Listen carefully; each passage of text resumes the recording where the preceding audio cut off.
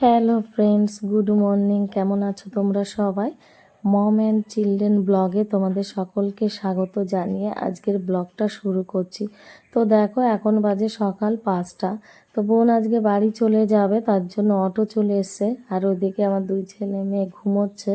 তো ওদের আর ডাকলাম না, কারণ মেয়ের পরীক্ষা চলছে। এখন যদি ওরা দুজনাই উঠে যায় তো আমাকে কোনো কাজই করতে দেবে না। মানে আমার এই এডিটিং করা, তারপর মেয়ের জন্য টিফিন বানানো, তো সেই জন্য বললাম আর ডাকতে হবে না ওদের, এমনি আদর করে দেখো। তারপর ও বেরিয়ে গেল। তো অটো চলে এসছে, এখন অটোতে করে ওকে স্টেশন ছেড়ে দেবে। তো তোমাদের দাদাভাই দেখো ব্যাগটা তুলে দিচ্ছে। আর এইদিকে ঝিরঝির করে বৃষ্টি শুরু হয়েছে কন্টিনিউ। আকাশটা পুরো মেঘলা মেঘলা টাইপের। তো দেখো ও তো বসে পড়েছে অটোতে, এখন অটোটা ছেড়ে দেবে। তো ওই কথা বলছে। আর ওই সাইডে দেখো একটা দাদা, তো সে বলছে এখন ডিউটিতে যাবে, কিন্তু বৃষ্টি পড়ছে তো তা সে বাইক নিয়ে যাবে না। তো দেখো সেও গাড়িতে যাচ্ছে। তো এখন ও চলে গেল। তো এরপরে আমি আমার যা কাজ আছে সেগুলো করব। দেখো, বোন যেতে না যেতেই ছেলে উঠে পড়লো, কারণ ওর শরীরটা খারাপ লাগছিল, ও বমি করেছে। দেখো উঠে বসে আছে, কিছুতেই ঘুমোতে চাইছে না। ওর একটু গ্যাস টাইপের হয়ে গেছে, সেই জন্য এই দেখো কিভাবে তাকাচ্ছে। ওর শরীরটা একদমই ভালো না, আর ঘুমোলো না। তো আমি ওকে কোলে করে নিয়েই আমার ভিডিও এডিট করেছি। তারপর দেখো ভিডিও এডিট করার পর প্রায় 1 ঘন্টা 1.5 ঘন্টা মতন লেগে গেছিলো। তারপর মেয়েকে ডেকেছি, মেয়ে উঠেছে। এখন এতটা লেট হয়ে গেছে, তো ভাবলাম ছেলেকে কোলে করে নিয়েও না কোনো খাবারও বানানো যাবে না। তো সেই জন্য ভাবলাম ওকে একটু ম্যাগি করে দিই, কারণ ছেলে একদমই কোল ছাড়ছে না। দেখো তোমরা তো দেখতেই পাচ্ছ, কোলে সেইভাবেই রয়েছে, কিছুতেই ও নামবে না। তা খুব কষ্ট করেই যা হোক মেয়ের টিফিনটা একটু বানিয়ে দিলাম। তো দেখো টিফিনটা ওকে প্যাক করে দিয়েছি, আর একটা কাঁটা চামচ দিয়ে দিয়েছি, কারণ ম্যাগি খাবে তো সেই কারণে। তো দেখো এবার ও ওইদিকে রেডি হবে, মেয়ে ব্রাশ করে এলো। তো এখন আমি ওকে ড্রেস পরিয়ে দেব। দেখো ড্রেস পরানোর সময়ও ছেলে কিছুতেই নামতে চাইছে না। তো ভীষণ অসুবিধা হচ্ছে পরাতে, কিন্তু তবুও ও কান্না করছে, ও একদমই নামবে না। তো দেখো এইভাবেই আমি এখন পরিয়ে নিচ্ছি। আজকে শুধু না, আমাকে কম বেশি সব সময় এই রকমই করতে হয়। ও যখন ছোট ছিল আরও বেশি কষ্ট হতো, তখন তখন তো ও একদমই বুঝতো না, তো তখন বেশি বিরক্ত করতো। এখন তো তবুও একটু কথা শোনে। তো দেখো এখনও ওইভাবেই কোলে বসে আছে। মেয়েকে তো জামাটা পরিয়ে দিলাম, এখন দেখো ওকে টাইটা পরিয়ে দিচ্ছি। আর ছেলে আবার উকি মেরে মেরে দেখে, দেখো কিভাবে পরাচ্ছি সেটাই। মানে কোল থেকে নামবে না। ওই দেখো নামানোর চেষ্টা করলাম, একটু কথা শুনলো। আর আমার হাতে না ভীষণ ব্যথা করছে। আর এই দেখো আমার চারপাশে এখন ঘুরঘুর করবে, বলবে মা কোলে নাও কোলে নাও। তো এরকম সারাক্ষণ করতে থাকবে। তো দেখো লাস্টে আর পারলাম না, যে এদিকে তো আর টাইম নেই। তো ওর সঙ্গে যদি বলি যে বস বস, তো এদিকে টাইম চলে যাবে। আর মেয়ের পরীক্ষা শুরু হয়ে গেছে, তো একদমই লেট করা যাবে না। তো দেখো ও আবার একটু কথা শুনে সাইডে বসে আছে, শুধু ভাবছে মা কখন আমাকে কোলে নেবে। তো সেটাই, ওই দেখো বসে বসে আবার দেখছে। তো মেয়েকে পুরো রেডি করে দিলাম। তো এখন দেখো জুতোটা পরিয়ে দেব। আর ছেলে আমার ড্যাব ড্যাব করে তাকিয়ে আছে, শুধু ভাবছে মা আমাকে কখন কোলে নেবে। বাড়িতে কেউ না থাকলে এরকমই হয়, যদি কেউ একজনা থাকতো হয়তো এতটা অসুবিধা হতো না। মানে কেউ যদি থাকতো বাচ্চাটাকে ধরার জন্য, তো ধরার জন্য তো কেউ আর নেই। তো একাই আমাকে সমস্ত কিছু করতে হয়। একদম ও যখন ছোট ছিল 5 মাস থেকেই আমাকে ঠিক এইভাবেই, মানে আমার ছেলের যখন 5 মাস বয়স তখন থেকেই মেয়েকে স্কুলে ভর্তি করেছিলাম। তো মেয়ে তখন থেকেই স্কুল যায়, আর তখন থেকেই পুরো এইরকমই জার্নি শুরু হয়ে গেছে আমার। তো দেখো মেয়েকে তো জুতোটা পরিয়ে দিয়েছি। তো এখন আমি ওই ছাতাটা দিয়ে দিলাম, কারণ বাইরে বৃষ্টি হচ্ছে, আর বৃষ্টিটাও শুরু হয়েছে 2-3 দিন ধরে, একদমই বন্ধ হওয়ার নাম করছে না। যখন খুশি তখন চলে আসছে, তো এই কারণে দিয়ে দিলাম।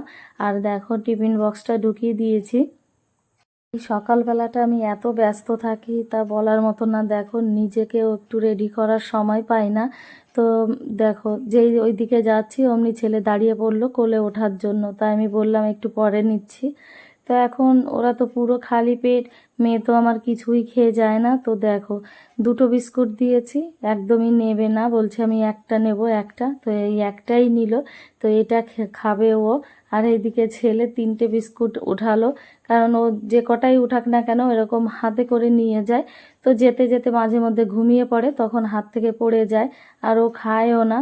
তো দেখো রেডি তো হয়ে গেছি, এবার মেয়েকে নিয়ে বেরোবো। হাতে ছাতাটা নিয়ে নিলাম, কারণ বৃষ্টি হচ্ছে। একটা মেয়েকে দিলাম আর একটা এই দেখো আমি তালাটা লাগাবো।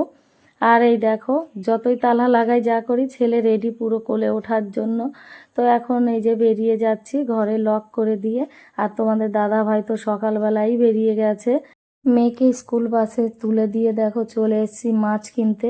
তো এখানে সবাই এসে, আর আমরা প্রত্যেক দিনই এখানে আসি মাছ কিনতে, কারণ কাছাকাছি আর কোনো দোকানই নেই, এই একটাই দোকান আছে মাছের। তো এখানে খুবই ভিড় হয়, কিন্তু আজকে ভিড় নেই, কারণ শ্রাবণ মাস চলছে। তো তো সেই কারণে বেশিরভাগ বাঙালিরাই শুধু মাছ খায়, তো তারাই দাঁড়িয়ে আছে দেখো মাছ নেওয়ার জন্য। তো এখান থেকে আমি আজকে নেব, একটু বেশি নেব না, কারণ এটা হলো বরফের মাছ। আর দেখো দাদারাও দাঁড়িয়ে আছে মাছ নেওয়ার জন্য, ওরা ডিউটিতে গেছিল, তো যাওয়ার পথে মাছ কিনে যাচ্ছে বাড়িতে।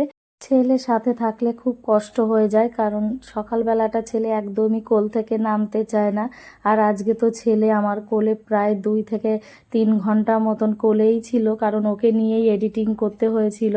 তো এই কারণে হাতে একটু ব্যথা করছিল, তাই আমি তোমাদের দাদা ভাইকে বললাম ওকে বাড়ি নিয়ে যাও, আমি মাছ কিনে নিয়ে আসি। তো দেখো নিয়ে চলেও এসেছি, আর এইদিকে শাক বাছতে বসে গেছি। তো সেই শাকটা বাছছি, আর ছেলের জন্য একটু খাবার বানিয়ে দিয়েছি, কিন্তু ও কিছুতেই খেতে চাইছে না, শুধু টিভির দিকে তাকিয়ে আছে। তো দেখো ও সকালের কাজ তো কমপ্লিট হয়ে গেছে, এখন আমি আবার চলে এসেছি দুপুর টাইমে। তো দুপুর টাইমে বানাবো উচ্ছের তরকারি, এটা আবার তোমাদের দাদা ভাইয়ের খুব ফেভারিট, ও খুব পছন্দ করে। তো যারা যারা তেতো খেতে পছন্দ করো হয়তো তাদের ভালো লাগতে পারে।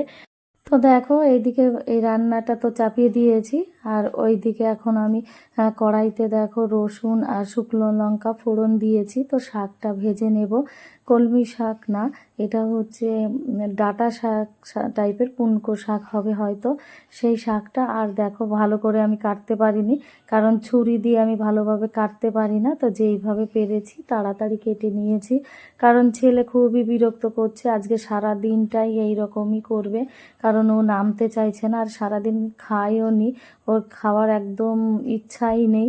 তো দেখো মাছের তরকারিটা প্রায় হয়েই গেছে, তো এখন আমি এটাকে নামিয়ে নেব। আর এটা বেশি ঝোল ঝোল ভালো লাগে না, একটু যদি শুকনো শুকনো বানাও তো খেতে খুব ভালো লাগে। আর এর মধ্যে একটু লঙ্কাটা দিলে বেশি ভালো লাগে, লবণ লঙ্কা যদি টান টান হয় না তা খেতে খুব ভালো লাগে। আর আমি যখন আসাম ছিলাম তখন এটা আমি প্রায়ই বানাতাম, কারণ তোমাদের দাদাভাই এটাই বেশি পছন্দ করে খেতে। তো যাই হোক দেখো এইদিকে আবার অন্য একটা মাছের ঝোল বানানোর জন্য আমি কড়াইতে তেল দিয়ে দিয়েছি, তো তার মধ্যে একটু জিরে ফোড়ন দিয়ে দিলাম। আর এইদিকে বেটে রেখেছি পোস্ত, তো আজকে পোস্ত বাটা দিয়ে মাছের ঝোল বানাবো। তো দেখো পোস্তটা আমি দিয়ে দিয়েছি, দিয়ে এখন একটু কষে নেব। তো তার মধ্যে দেখো এখন নুন হলুদ দিয়ে দিচ্ছি, আর পোস্তর মধ্যে একবারই আমি লঙ্কাটা বেটে দিয়েছি। ঝাল ঝাল করেই বানাবো, কারণ ছেলে মেয়ে একদমই তো খাবে না, মাছ আনলে শুধু আমরা দুজনাই খাই, তো সেই কারণে একটু ঝাল ঝাল বানাচ্ছি। তো দেখো হালকা করে একটু কষিয়ে নিয়েছি, কষানোর পরে এবার জলটা আমি ঢেলে দিলাম। তো এখন জলটা ঢালার পরে ঢাকনাটা দিয়ে দেবো, তো যখন জাল উঠে যাবে তো মাছগুলো দিয়ে দেবো। তো দেখো মাছগুলো দেওয়া হয়ে গেছে, আর ঝোলটা অনেকটা শুকিয়ে এসছে, তো একটু গা মাখা করবো। তো এখন দেখো একটু সর্ষের তেল দিয়ে দিলাম। সর্ষে বাটা পোস্ত বাটা দিয়ে যে সমস্ত রেসিপি বানানো হয়, তো নামানোর আগে যদি একটু সর্ষের তেল দেওয়া যায় তো খুব সুন্দর লাগে, গন্ধটা ওঠে আর খেতেও ভালো লাগে। তো দেখো আমার মাছটা বানানো কমপ্লিট হয়ে গেছে, আর দেখতে কতটা ইয়ামি হয়েছে, আর টেস্টও খুব সুন্দর হয়েছিল। তো রান্না তো কমপ্লিট হয়ে গেছে, আর এই মাছ যে কটা আছে শুধু আমরা দুজনাই খাবো, আমার ছেলে মেয়ে একদমই খাবে না। তো দেখো শাক ভেজেছি, মাছের ঝোল, আর একটা উচ্ছের তরকারি বানিয়েছি। তো দুপুরের খাওয়া তো কমপ্লিট হয়ে গেছে, এখন হলো সন্ধ্যার টাইম, তো মেয়েকে বলেছিলাম একটু সন্ধ্যা দিতে। তো দেখো মেয়েকে বলেছি তো ছেলেও বলছে আমিও দেব, তো দুই ভাই বোন সন্ধ্যা দিচ্ছে। তো সন্ধ্যা দিতে এসে তুলসী গাছে যে ধূপকাঠিটা দিচ্ছে, তো সেখান থেকে একটু ছাই মেয়ের হাতে পড়েছে, দেখো কিভাবে লাফিয়ে উঠেছে। তো ওদের তো সন্ধ্যাটা দেওয়া হয়ে গেছে। তো এখন আমরা একটু যাব বাইরে ঘুরতে। ঘুরতে বলতে বেশি দূর না, এই এরকম আমরা গাড়িতে প্রায়ই বেরোই। যখন তোমাদের দাদাভাই বাড়ি থাকে না তখন তো আর যেতে পারি না, তো যখন বাড়িতে আসে তো আমরা মাঝে মধ্যে এরকম যাই, কারণ ঘরে এক নাগাড়ে থাকতে থাকতে আর ভালো লাগে না। আর আমাদের তো যাওয়ার জায়গাও নেই সেই রকম, কারণ এত ডিউটির চাপ থাকে। তো এই সন্ধ্যার টাইমটাই একটু ফ্রি থাকে 7টার পর থেকে। তো দেখো আমরা বেরিয়ে পড়েছি। আর এদিকে আমার ছেলে সামনে দাঁড়িয়ে ছিল, কিন্তু ও কিছুতেই না গাড়ির পেছনের দিকে বসবে না আমাদের সঙ্গে, খুব কান্না করছে। দেখো বলছে আমি সামনে দাঁড়াবো। আর সামনে দাঁড়ালে গাড়ি চালাতে খুব অসুবিধা হয়, তোমাদের দাদা ভাই রাজি হয় না, বলে রোডের ওখান দিয়ে প্রচুর গাড়ি যায়, তো ভীষণ ভয় পায়। তো দেখো চলে এসেছি মার্কেটে একটু সবজি নেওয়ার জন্য। তো এখানে প্রচুর পরিমাণে সবজি পাওয়া যায় একটু কম রেটে, কিন্তু একটু দূর আমাদের ঘর থেকে। তো দেখো আমরা পুঁই শাক পেয়েছি। আর আমরা দোকানে গেলে তো পুরো পাগল হয়ে যাই, শাক দেখলে আগে শাকই কেনা হয়। তো পুঁই শাকটা দেখে এত ভালো লেগেছে, দেখো 3 আটি পুঁই শাক আমরা নিয়ে নিচ্ছি। আর এখানে দেখো কত দোকান, প্রচুর দোকান, তোমার সমস্ত কিছুই এখানে পাওয়া যায়। আর এখানে আমি ভিডিও করছিলাম, তা ভাবলাম আমার মোবাইলটা হয়তো খারাপ হয়ে গেছে, দেখো আলোটা কিভাবে কাঁপছে। তো দেখো তারপরে এসেছি কাঁঠালি কলা কিনতে। তো এই কাঁঠালি কলার ডজন বলছে 100 টাকা করে, এত দাম এখানে বাবা। তাও আমরা নিয়ে নিলাম একটু কম সম করে, বললো তাহলে 90 টাকা ডজন দাও। তো 90 টাকা ডজন দিয়ে নিয়ে এলাম। তারপরে দেখো চলে এসেছি কেক কেনার জন্য। তো ছেলে মেয়ে বলছে এখন কেক খাবো। তো কেক খাওয়ার জন্য দেখো একদম লাইন দিয়েছে, ছেলে আবার চুজ করছে কোনটা খাবে। ওখানে রয়েছে ডোনাট, ভ্যারাইটিস আর কি, যে যে কেকগুলো। তো ওরা এখন পছন্দ করে নিচ্ছে। তো দেখো কেকটা নেওয়া কমপ্লিট হয়ে গেছে। আর কেকটা নিয়ে ছেলে আমাকে দিয়ে দিল। ও আরও কিছু নেবে ওখানে, কারণ ওখানে কি একটা খেলনা দেখেছে, বলছে আমাকে ওটাই কিনে দাও।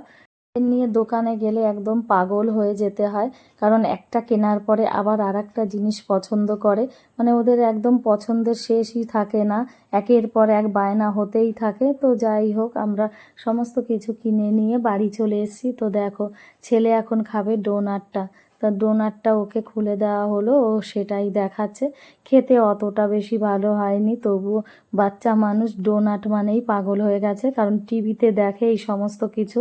আর দেখবে বাচ্চারা যেগুলো টিভিতে দেখে না সেগুলোর প্রতি ওদের বেশি আকর্ষণ হয়, তো ওটাই বেশি পছন্দ করে, পছন্দ না হলেও পছন্দ করে। তো দেখো দুই ভাই বোন তো ডোনাটটা একটু খেয়ে নিল। এদিকে মেয়ে আবার এই কেকটা পছন্দ করেছে, তো সেই জন্য ওর জন্য আনা হয়েছে এই কেকটা। আর ছেলে পছন্দ করেছিল ডোনাট, মেয়ে ডোনাট আনেনি, শুধু এই কেকটা। তো আমরা দেখো সবাই মিলে কেকটা খেয়ে নিয়েছি। আর কেকটা সাইজ ছোট ছিল দেখে আরও বেশি পছন্দ করেছে। আর দেখো খাওয়া তো কমপ্লিট, যেটুকু বেঁচে আছে ক্রিম, মেয়ে সেইটুকু আবার একটু চেটে চেটে খাচ্ছে, কারণ মেয়ে খুব পছন্দ করে এই ক্রিমটা খেতে। আর আমার ছেলে দেখো শুরু হয়ে গেছে, কি করছে, হাতে মুখে যেখানে পাচ্ছে ও গা হাত পায়ে লাগাচ্ছে। দেখো আজকে সারা দিনটা তো সেই রকম দুষ্টুমি করতে পারেনি, তো দেখো সেই কারণেই এই দুষ্টুমিটা চালু হয়ে গেছে, যত পাচ্ছে গায়ে মাখছে।